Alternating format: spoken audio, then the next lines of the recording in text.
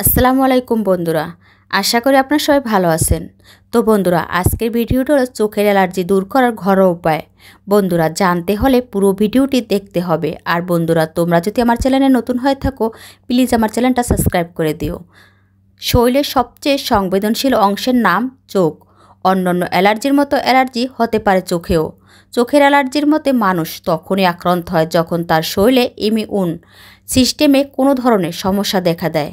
গরমে ধুলোবালির কারণেও অ্যালার্জি আক্রমণ হতে পারে চোখে, তাই চোখের অ্যালার্জি ব্যাপারে খুব সতর্ক থাকতে হবে। চোখে অ্যালার্জি হলে ঘরোয়া কিছু চিকিৎসা নেওয়া যেতে পারে। যেমন লক্ষণ: 1 নম্বরে চোখ লাল হয়ে যাওয়া, চোখে চুলকানি হওয়া আর অবনত পানি পড়া, চোখ খসখস করা মানে চোখের ভেতরে কিছু ময়লা পড়ছে এমন বোধ হওয়া, চোখ ফুলে যাওয়া। প্রতিরোধের উপায়: চোখের অ্যালার্জি দূর করতে গোলাপ জলের জুড়ি নেই।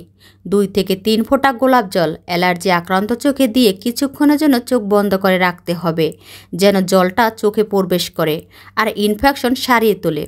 2 থেকে 3 চামচ লবণ 1 গ্লাস পানিতে দিয়ে 20 মিনিট ফুটাতে হবে। তারপর ঠান্ডা হলে 1 টুকরা পরিষ্কার তুলা দিয়ে আক্রান্ত চোখে কোনা মুছতে হবে, যেন চোখে থাকা ময়লা বের হয়ে আসে এবং চুলকানি আর অস্বস্তি থেকে আপনাকে মুক্তি দেয়।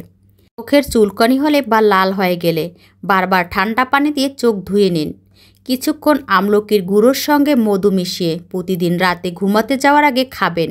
এতে আপনার ইমিউন সিস্টেমের উন্নতি সাধন হবে আর অ্যালার্জি থাকবে আপনার কাছ থেকে দূরে।